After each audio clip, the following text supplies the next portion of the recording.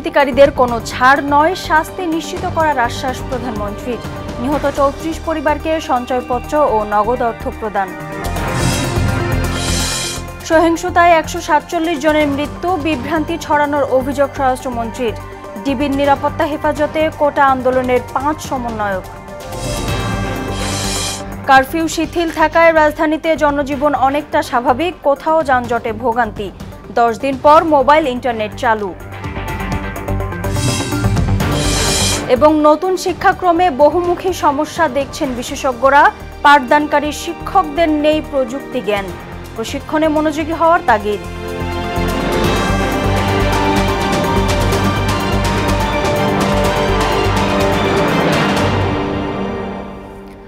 আসসালামু আলাইকুম, সবাইকে মোহনা সংবাদে স্বাগত। শুনছিলেন শিরোনাম, সঙ্গে আছি নাদিয়া নাহিদ। এবার বিস্তারিত। কোটা সংস্কার আন্দোলন ঘিরে যারা সহিংসতা চালিয়েছে তাদের খুঁজে বের করে শাস্তি নিশ্চিত করার নির্দেশ দিয়েছেন প্রধানমন্ত্রী শেখ হাসিনা। তিনি বলেন, খুনিদের বিচার করতেই হবে, না হলে জনগণের নিরাপত্তা দেওয়া যাবে না। সাম্প্রতিক সহিংসতায় নিহত ৩৪ জনের পরিবারকে সঞ্চয়পত্র ও নগদ অর্থ প্রদান শেষে এসব কথা বলেন প্রধানমন্ত্রী। আরও জানাচ্ছেন নাসির উদ্দিন।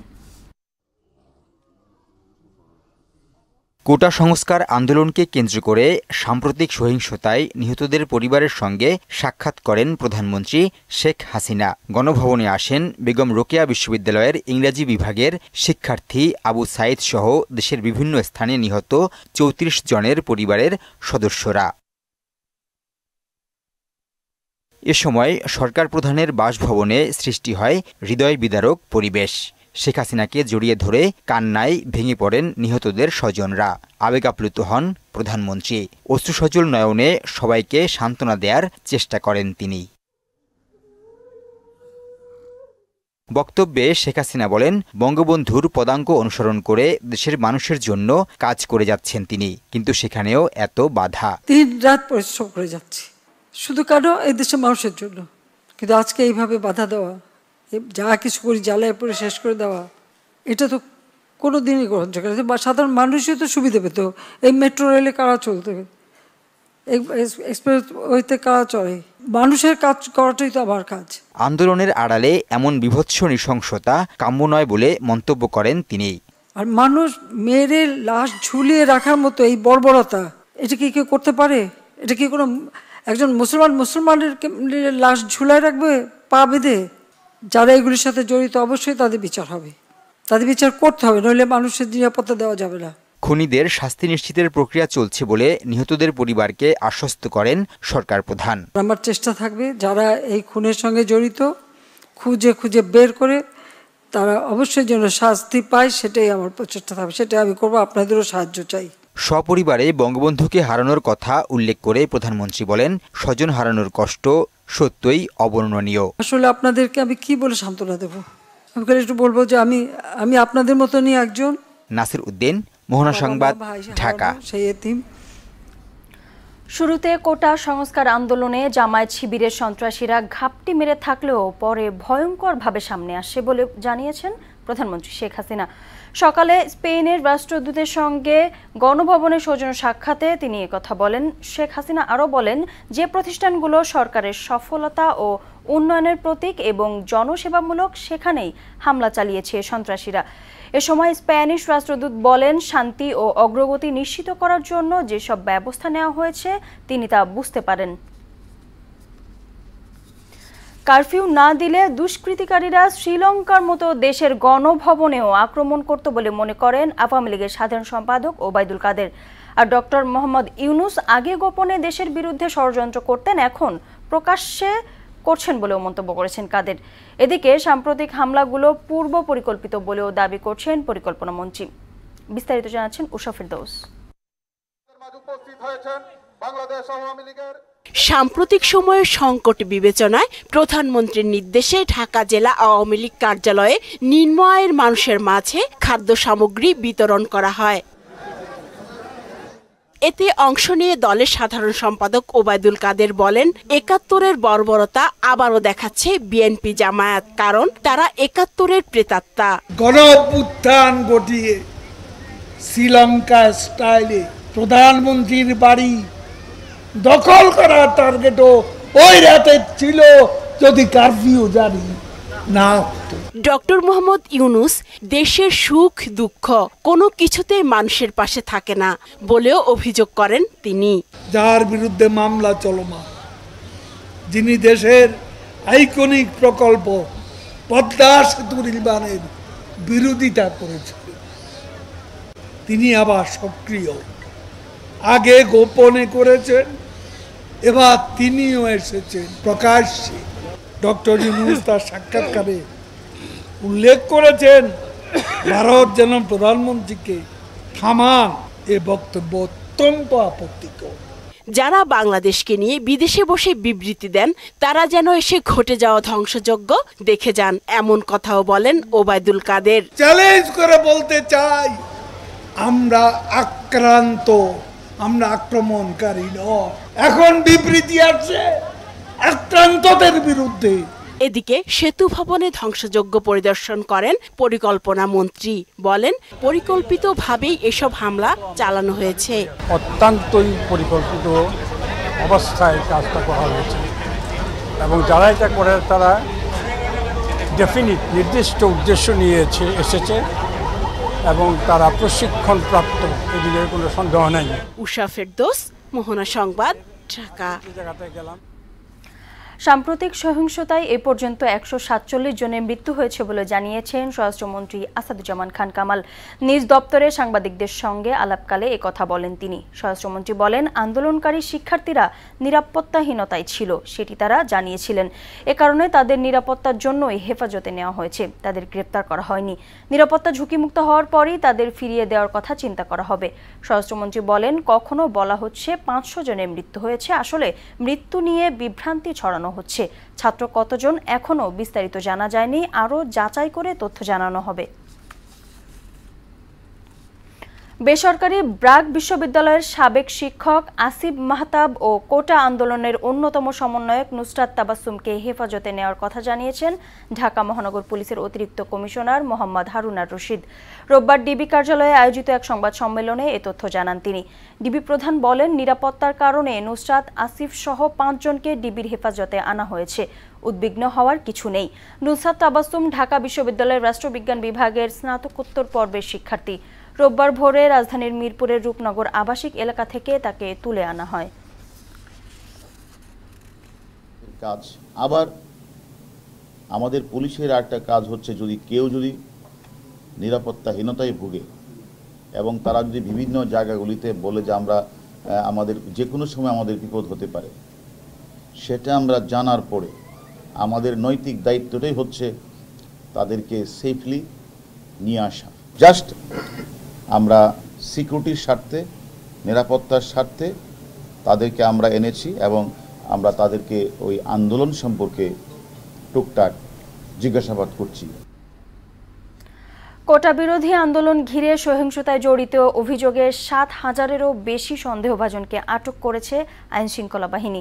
নাশকতার 5 শতাধিক মামলায় গত 11 দিনে দেশের বিভিন্ন স্থানে অভিযান চালিয়ে তাদের আটক করা হয়। এর মধ্যে র্যাবের অভিযানে আটক করা হয়েছে 304 জনকে। আটকদের অনেককেই হাজির করা হচ্ছে ঢাকা সিএমএম আদালতে। এদিকে অনেকে স্বজনের অভিযোগ, অভিযানে বহু নিরপরাধকে আটক করা হয়েছে, যাদের কেউই কোটা আন্দোলন বা সহিংসতায় জড়িত নয়। রাজধানীতে দিনের বেলা কারফিউ শিথিল থাকায় জনজীবন অনেকটা স্বাভাবিক। যানবাহনও চলছে, কোথাও কোথাও তীব্র যানজট দেখা দিচ্ছে। বিস্তারিত জানব সহকর্মী এমআর আসাদের কাছ থেকে। আসাদ, শুনতে পাচ্ছেন নিশ্চয়ই আমাকে? কারফিউ শিথিল থাকায় রাজধানীর চিত্র কেমন দেখছেন এখন?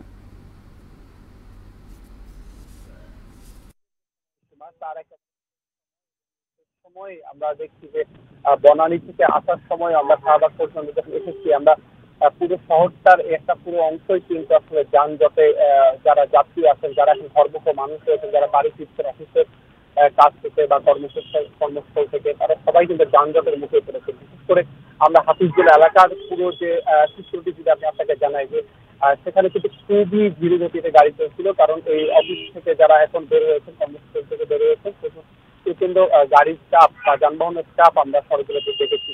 এছাড়াও বনানীর যে এলাকাগুলো রয়েছে সেই বনানীর আশেপাশে মহাকালীপুরের যে এলাকা সেখানেও কিন্তু প্রচন্ড গাড়ির চাপ রয়েছে। এছাড়া কাকরাইলের আসার সময় আমরা কাকরাইলের মোড়েও দেখেছি যে প্রচুর পরিমাণে গাড়ির চাপ রয়েছে এবং এই জন্য কিন্তু যারা এখন ধর্মুখ মানুষ রয়েছেন, যারা বাড়ি ফিরছেন এখন, তারা সবাই কিন্তু সড়কে নাকাল হচ্ছেন এই যানজটের কারণে।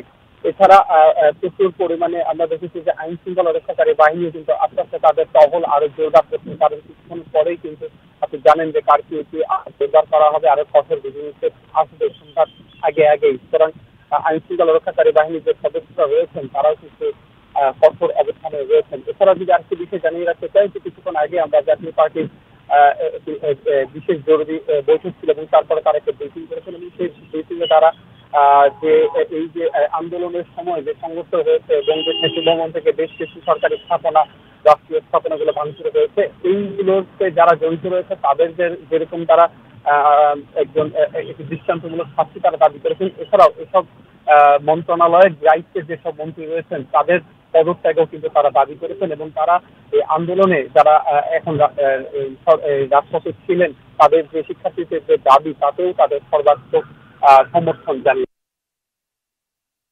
বিভাগের মোড় থেকে এই ছিল সবচেয়ে। নাদিয়া, ধন্যবাদ। টানা 10 দিন বন্ধ থাকার পর আজ সারা দেশে মোবাইল ফোনে ইন্টারনেট সেবা চালু হয়েছে।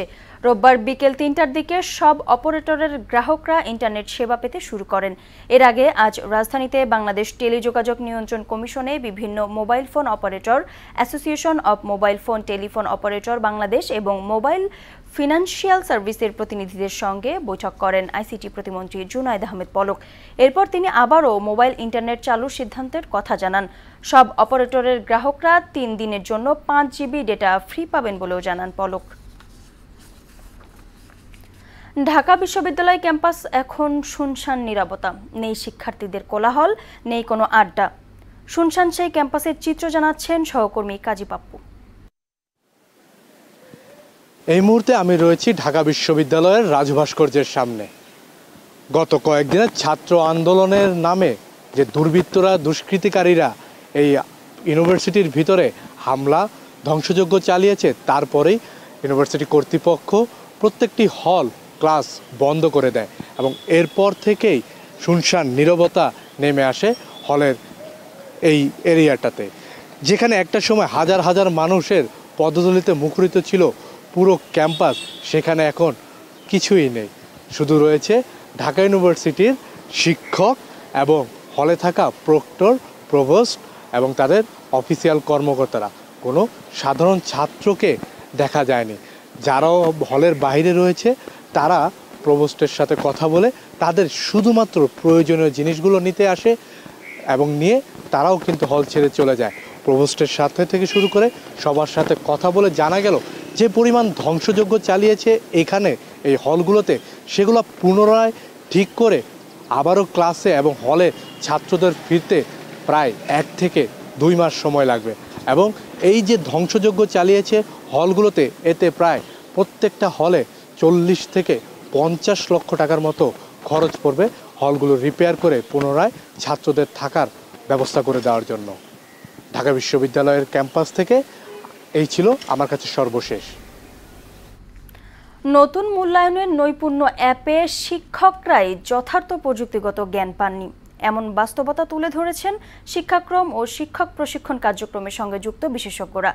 আপত্তি তুলেছেন অনলাইনে শিক্ষকদের ট্রেনিং এবং এনসিটিবির প্রশ্ন প্রণয়ন নিয়েও। এই মূল্যায়নের ফলাফল ইতিবাচক নাকি নেতিবাচক তা জানতেও লাগতে পারে প্রায় 1 যুগ। ততদিনে শিক্ষার ভিত ক্ষতিগ্রস্ত হবার শঙ্কাও রয়েছে। শিক্ষাক্রম নিয়ে 2 পর্বের ধারাবাহিক জানাচ্ছেন জাহিদ সবুজ। আজ থাকছে 2য় পর্ব। শিক্ষাক্রমে নতুন মূল্যায়নে সন্তানের ভবিষ্যৎ কি হবে? তারা বাসায় এখন শুধুই ইন্টারনেট ব্যবহার করে। 1 জুলাই থেকে কার্যকর হওয়া নতুন মূল্যায়ন পদ্ধতি নিয়ে এখন এমন নানান প্রশ্ন অভিভাবক মহলে। বাচ্চাদের থেকে মায়েদের কান্না আসে, কি করবো বাচ্চারা ভবিষ্যৎ, ওরা তো মনে রিকশাও করতে পারবে না। তবে পাঠদানের সঙ্গে জড়িত শিক্ষকদের মতামত পুরোই উল্টো। নিজের কাজটা বোঝা, নিজের ভিতরে সৃজনশীলতাও কিন্তু বের হয়ে আসছে। গ্রামাঞ্চলের অনেক শিক্ষকই এখনো পর্যন্ত পর্যাপ্ত প্রশিক্ষণ পাননি। তাই মূল্যায়ন কার্যকরভাবে বাস্তবায়নের জন্য শিক্ষকদের প্রযুক্তিগত ও সার্বিকভাবেই প্রশিক্ষণের ঘাটতি রয়ে গেছে। যে পরিমাণে ট্রেনিং হয়েছে আমি মনে করি না পর্যাপ্ত ট্রেনিং হয়েছে এবং গ্রামগঞ্জে অনেক শিক্ষকরা নিজেরাই এটার সম্পর্কে এখনো ওয়াকিবহাল নয়। কেন্দ্রীয়ভাবে প্রশ্ন প্রণয়ন নিয়েও আছে উদ্বেগ, যার ফলস্বরূপ শিক্ষণকালীন মূল্যায়নের মূল উদ্দেশ্যই ব্যাহত হতে পারে। সেন্ট্রাল সিস্টেম আমি কোশ্চেন করছি, এনসিটিভি থেকে সমস্ত স্কুলে সরবরাহ করছি, এটি তো কোনোভাবেই কোন স্কুলের লার্নিং অ্যাসেসমেন্ট কী হবে সেই স্কুলের শিক্ষকরা ডিসিশন নেবে, কারণ এটা একটা লার্নিং অ্যাসেসমেন্ট, এটা আমরা বলি এটাকে ফরমেটিভ অ্যাসেসমেন্ট। এই শিক্ষণকালীন মূল্যায়নের যে মূল স্পিরিট সেটি থেকে আবার আমরা মনে হয় দূরে সরে যাচ্ছি। নতুন পদ্ধতিতে 5 ঘন্টার পরীক্ষা দিতে হবে শিক্ষার্থীদের। শারীরিক প্রতিবন্ধীদের ক্ষেত্রে যা প্রায় অসম্ভব। অভিভাবকদের ওপরও আসতে পারে বাড়তি ব্যয়ের চাপ। অনেক অভিভাবকের কাছে এই দেশে 5 টাকা 10 টাকা 20 টাকা এই শিক্ষার জন্য ব্যয়, এটা মানে মূল তার যে জীবন জীবিকা থেকে অর্জন করে খাওয়া দাওয়ার বাইরে বা পরিবার পরিচালনার বাইরে শিক্ষার জন্য তার বাচ্চার শিক্ষার জন্য ব্যয় করা, এটা অনেক বড় ব্যয় তাদের জন্য। 35% ইন্টারনাল মার্কস, এটাকে কিভাবে চেক অ্যান্ড ব্যালেন্স করা হবে এবং শিক্ষকদের ইন্টিগ্রিটি জায়গা থেকে এটাকে কিভাবে মনিটরিংয়ে রাখা হবে, এটাও আমাদের একটা পরীক্ষা নিরীক্ষার বিষয়। মাদ্রাসার শিক্ষার্থীদের পুরাতন নতুন 2 পদ্ধতিতে মূল্যায়নের কথা উল্লেখ করে বলেন, এই ব্যবস্থার ফলাফল শিক্ষা ব্যবস্থা ও ভবিষ্যৎ প্রজন্মকে হতাশ করে তুলতে পারে। আমাদের মাদ্রাসা এডুকেশন এবং কারিগরি শিক্ষায় বিশেষায়িত যে বিষয়গুলো রয়েছে সেই বিষয়গুলোতে এখনও কারিকুলাম হয়নি। তাদেরকে ট্রেডিশনাল পদ্ধতিতে, আগের পদ্ধতিতে অ্যাসেসমেন্ট করা হবে। আমরা কি শিওর না আসলে আমরা কি করতে চাচ্ছি, কেন করতে চাচ্ছি। গতানুগতিক ধারার বাইরে কিছু গেলেই রেজিস্ট্যান্স শো করে, কিন্তু এই রেজিস্ট্যান্স শো করলে আমাদেরকে ওয়েট করা ছাড়া কোনো কিছু করার থাকে না। কিন্তু কখনো কখনো কোনো ওয়েট জাতির এই যে এই ভাগ্যাকাশকে মেঘাচ্ছন্ন করে ফেলতে পারে, যেটা আমাদের সৃজনশীল পদ্ধতি করেছিল। নতুন এই পদ্ধতি চ্যালেঞ্জিং। আদৌ এর ইতিবাচক ফলাফল আসবে কিনা তা সময়ই বলে দিবে বলেও জানান তিনি। আরেকটু সময় মনে হয় নিলে ভালো হতো। জাহিদ সবুজ, মোহনা সংবাদ, ঢাকা। চলমান পরিস্থিতিতে দেশের প্রাথমিক বিদ্যালয় খুলে দেওয়া হবে কিনা তা জানা যাবে আজই। প্রাথমিক ও গণশিক্ষা মন্ত্রণালয়ের সচিব ফরিদ আহমেদ জানান, বিকেলে প্রাথমিক ও গণশিক্ষা মন্ত্রণালয়ের কর্মকর্তাদের মধ্যে বৈঠকে সিদ্ধান্ত নেওয়া হবে কবে নাগাদ খুলে দেওয়া হবে বিদ্যালয়। ধারণা করা হচ্ছে চলতি সপ্তাহে খুলে দেওয়া হতে পারে প্রাথমিক বিদ্যালয়।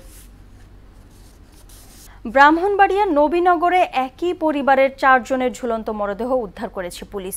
সকালে উপজেলার পৌর শহরের বিজয়পাড়া এলাকায় এ ঘটনাটি ঘটে।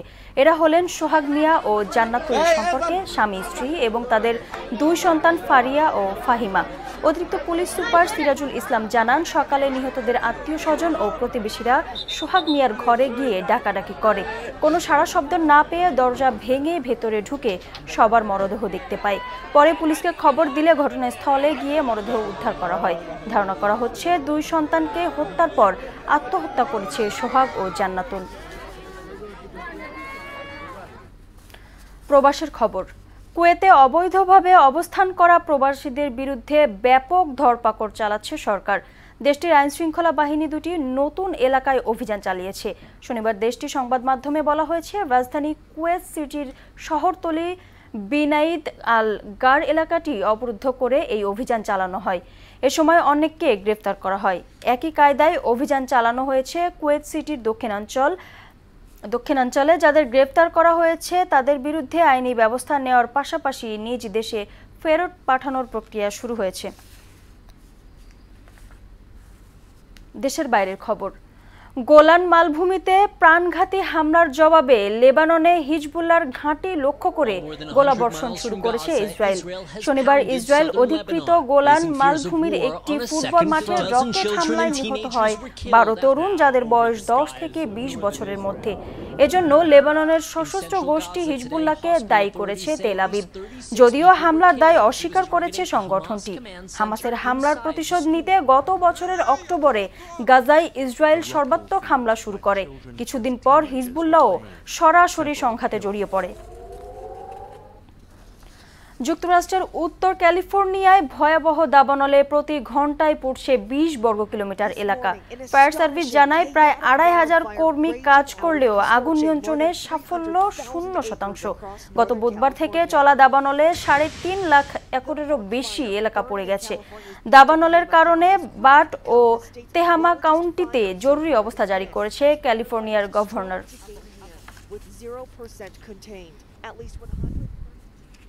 খেলার খবর। ক্রিকেট। নারী এশিয়া কাপের ফাইনালে ভারতের দেয়া 166 রানের টার্গেটে ব্যাট করছে স্বাগতিক শ্রীলঙ্কা। শিরোপার লড়াইয়ে ডাম্বুলায় টস জিতে ব্যাট করতে নেমে নির্ধারিত 20 ওভারে 6 উইকেটে 165 রান তোলে ভারত। সর্বোচ্চ 47 বলে 60 রান করেন স্মৃতি মান্ধানা। এছাড়া রিচা ঘোষ 30 ও জেমিমা 29 রান করেন। শ্রীলঙ্কার হয়ে কবিশা দিলহারি 2টি উইকেট নেন।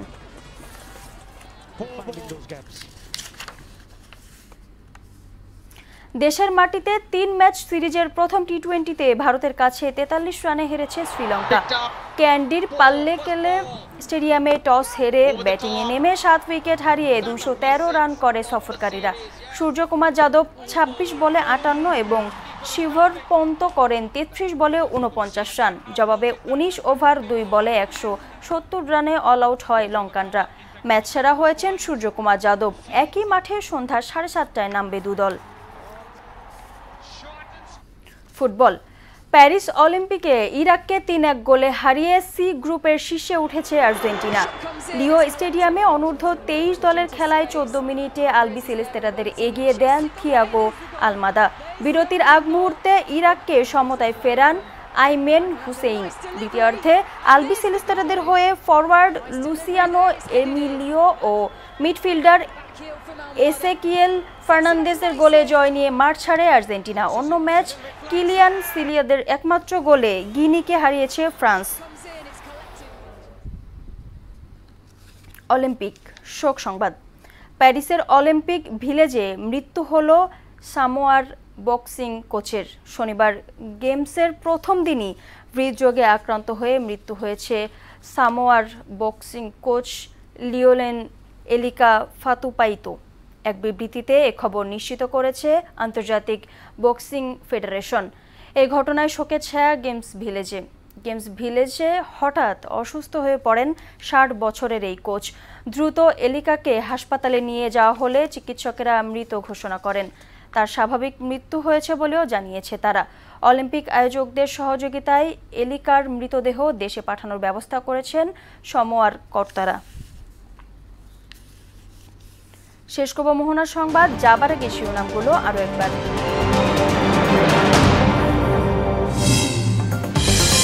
দুষ্কৃতিকারীদের কোনো ছাড় নয়, শাস্তি নিশ্চিত করার আশ্বাস প্রধানমন্ত্রীর। নিহত 34 পরিবারকে সঞ্চয়পত্র ও নগদ অর্থ প্রদান। সহিংসতায় 147 জনের মৃত্যু, বিভ্রান্তি ছড়ানোর অভিযোগ স্বরাষ্ট্রমন্ত্রীর। ডিবির নিরাপত্তা হেফাজতে কোটা আন্দোলনের 5 সমন্বয়ক। কারফিউ শিথিল থাকায় রাজধানীতে জনজীবন অনেকটা স্বাভাবিক, কোথাও যানজটে ভোগান্তি। 10 দিন পর মোবাইল ইন্টারনেট চালু।